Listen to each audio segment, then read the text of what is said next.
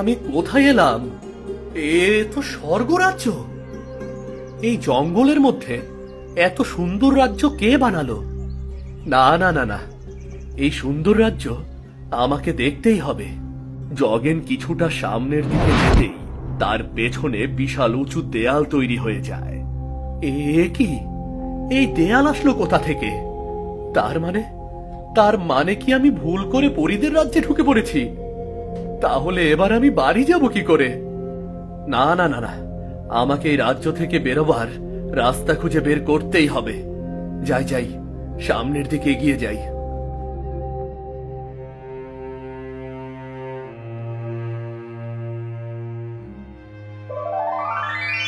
স্বাগতম মানবপুত্র, পরীদের রাজ্যে তোমাকে স্বাগতম। তার মানে আমি সত্যি সত্যি পরীদের রাজ্যে প্রবেশ করেছি? হ্যাঁ, তুমি আমাদের মায়া রাজ্যে প্রবেশ করেছো। এখন তুমি আমাদের অতিথি। বলো, তুমি কি চাও? না, আমি কিছুই চাই না।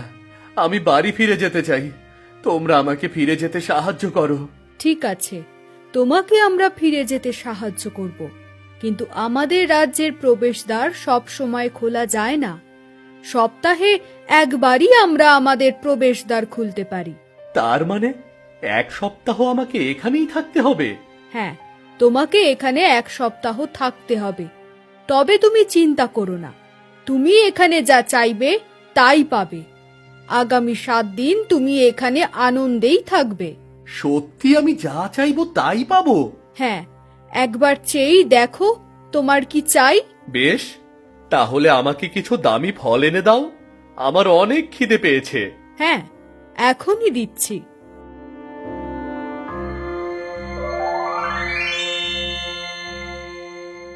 দাও দাও দাও, ওগুলো আমাকে দাও, আমাকে দাও। এগুলো খাবে কি করে? তোমার হাতে তো লোহার কুঠার রয়েছে। হ্যাঁ হ্যাঁ, আমি এক্ষুনি কুঠার নিচে রাখছি।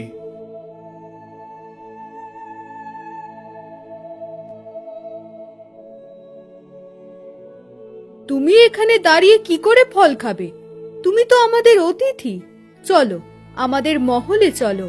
সেখানে এর চেয়ে আরো অনেক দামি খাবার আছে। তুমি সোনার চেয়ারে বসে খাবার খাবে। চলো।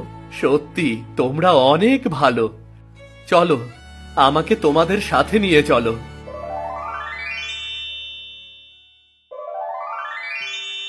এই যে, তুমি এই সোনার চেয়ার টেবিলে বসে খাবার খাও। সত্যি আমি বিশ্বাস করতেই পারছি না, আমি এই সোনার চেয়ার টেবিলে বসে খাবার খাবো। আজ নিজেকে ভাগ্যবান বলে মনে হচ্ছে। হ্যাঁ, তুমি সত্যিই ভাগ্যবান। নাও, এবার বসে খাবার খাও। খাওয়া শেষ হলে তুমি পুরো রাজ্য ঘুরে দেখবে। আর আজ থেকে এই মহলটা তোমার। এই, সবাই চলো।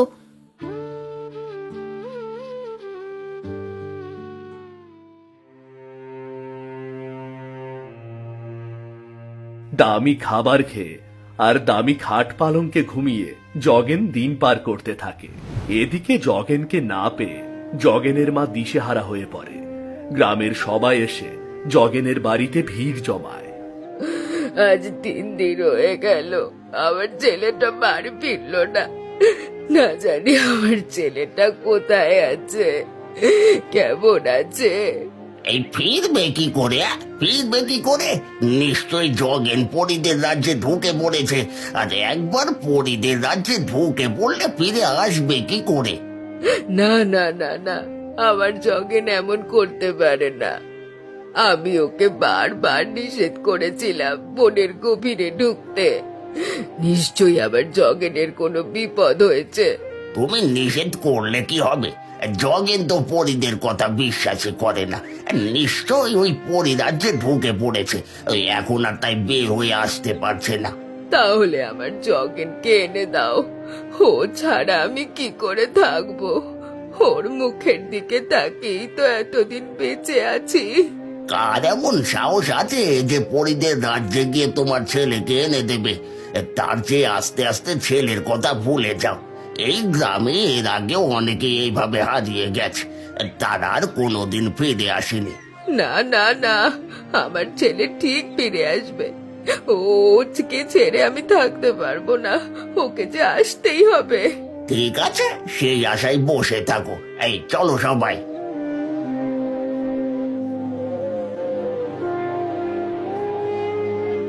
ওরে জগেন, ফিরে আয় বাবা, ফিরে আয় জগেন।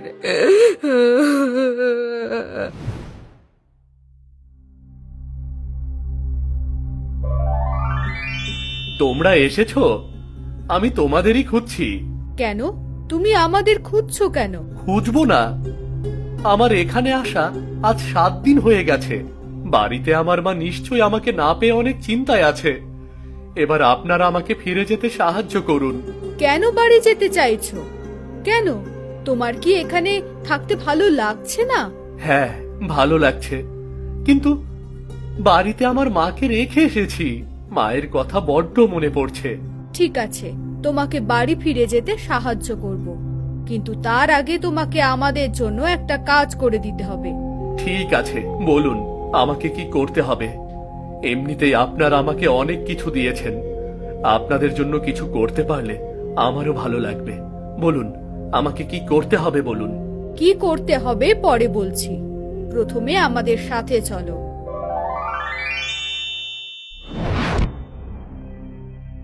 এ কি, আমাকে এখানে আনলেন কেন?